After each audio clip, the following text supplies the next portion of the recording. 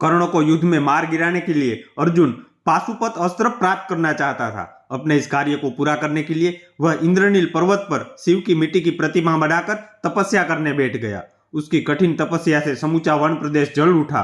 वहां रहने वाले ऋषि मुनि घबरा गए। वे भगवान शिव के पास पहुंचे। भगवान शिव पार्वती सहित अपने आसन पर विराजमान थे।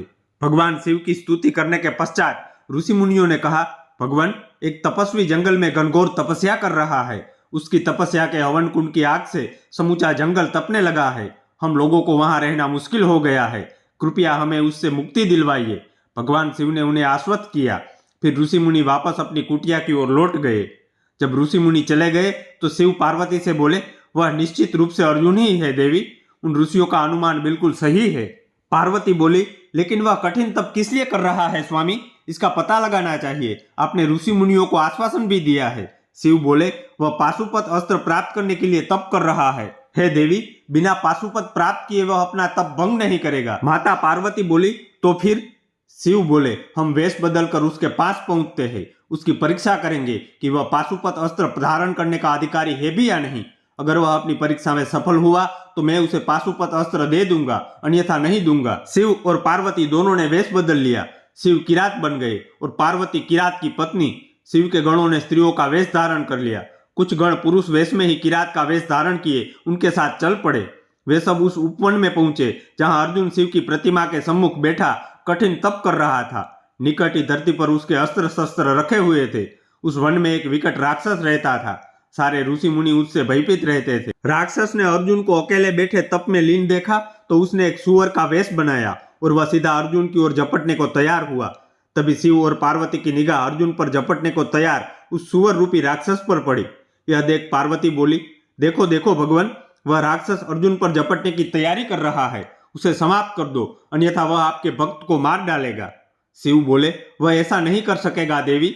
इससे पहले कि वह अर्जुन के पास पहुंचे मैं उसे समाप्त कर दूंगा। यह कहकर शिव ने अपने धनुष पर बाण चढ़ा लिया। वे बाण छोड़ने को उद्यत हुए, लेकिन अर्जुन भी सजग था। सुअर के भागते कदमों की उसे भी आहट मिल चुकी थी।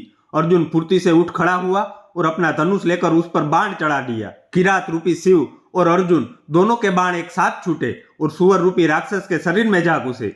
सुअर के मुंह से दिल दहला देने वाली चित्कारें फूट निकली। समूचा जंगल कांप उठा। मरते ही उसका मायावी रूप समाप्त हो गया और वह एक पहाड़ की तरह जमीन पर धड़ाम से आ गिरा। किरात बने भगवान शिव के गणों ने जय जयकार करनी आरंभ कर दी। किरात और अर्जुन दोनों एक साथ मृत सुअर के पास पहुंचे। अर्जुन मुस्कुराते हुए बोला, निशाना तो तुमने ठीक ही लगाया, किंतु तुम चूक गए।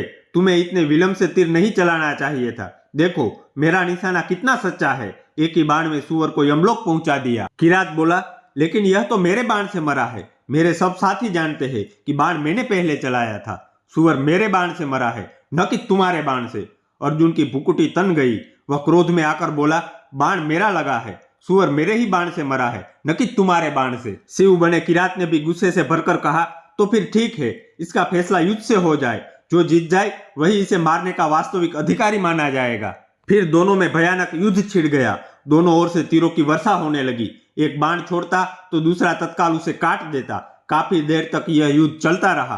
अर्जुन के सारे बाण समाप्त हो गए। वह चिंतित होकर सोचने लगा, आश्चर्य है, मेरे सारे बाण समाप्त हो गए, किंतु किरात को एक खरोंच तक भी नहीं आई है। यह कैसा चमत्कार है। यह सोच उसने धनुष उठाया और उसकी डोरी से किरात को फंसा लिया। लेकिन अगले ही क्षण उसे एक तीव्र झटका सा लगा। किरात ने न सिर्फ स्वयं को ही मुक्त करा लिया, बल्कि अर्जुन को भी ऊपर उठाकर दूर पटक दिया। अर्जुन का पूरा जिस्म दर्द से भर उठा। गुस्से में भरकर उसने तलवार उठा ली और किरात पर टूट पड़ा। लेकिन किरात के शरीर से टकराते ही उसकी तलवार टूट गई।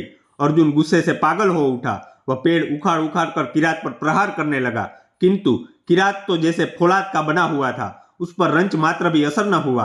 वह उसी तरह खड़ा मुस्कुराता रहा। अर्जुन बहुत थक चुका था। उसका रोम रोम पीड़ा से बेहाल हो गया। बेबस होकर वह पुनः भगवान शिव की प्रतिमा के पास पहुंचा और उनकी स्तुति करने लगा। अर्जुन बोला, हे त्रिशूलधारी, यह कैसा चमत्कार है। एक साधारण सा किरात और इतना बल। अब तुम ही मेरी रक्षा करो प्रभु। अर्जुन ने फूलों की माला शिव की प्रतिमा के गले में डाली। आराधना करते ही उसके शरीर में नवीन स्फूर्ति पैदा होने लगी। वह पुनः स्वस्थ होकर किरात की ओर बढ़ा। लेकिन अगले ही क्षण उसके आश्चर्य का पारावार न रहा। शिव की प्रतिमा पर उसके द्वारा चढ़ाई गई फूलों की माला किरात के गले में झूल रही थी। अर्जुन तुरंत समझ गया कि किरात कोई और न होकर स्वयं साक्षात शिव है। वह किरात के चरणों में पड़कर रंधे गले से बोला, मुझे क्षमा करे, आपकी तपस्या कर रहा था और आप पर ही वार करने का दुस्साहस कर बैठा। मेरे दिव्यास्त्र जब विफल होने लगे तभी मैं समझ गया था कि किसी अत्यंत दिव्य और शक्तिशाली व्यक्तित्व से मेरा सामना हो रहा है, किंतु योद्धा युद्ध के मद में नहीं रुक सकता, अन्यथा वो मेरे युद्ध कौशल और मेरे शस्त्रों का अपमान होता। इसलिए मुझ पर दया करे और मुझे क्षमा करे। भगवान शिव बोले, तुम मेरी परीक्षा में सफल हुए, तुमने वीर योद्धा धर्म का पालन किया है, तुम पाशुपत अस्त्र के लिए सर्वथा योग्य हो। यह कहकर भगवान शिव ने उसे पाशुपत अस्त्र दिया और साथ ही उसे चलाने की विधि समझाते हुए बोले, पुत्र, तुम इसे सिर्फ धर्म के कल्याण हेतु ही प्रयोग कर सकोगे। याद रखना, क्रोध में इसे किसी निर्बल आदमी पर भूल से भी प्रयोग मत कर देना, और हाँ, इसका प्रयोग सिर्फ एक ही बार किया जा सकता है। पाशुपत अस्त्र देकर शिव तो पार्वती सहित अंतर्धान हो गए और अर्जुन पाशुपत लेकर अपने भाइयों से आ मिला।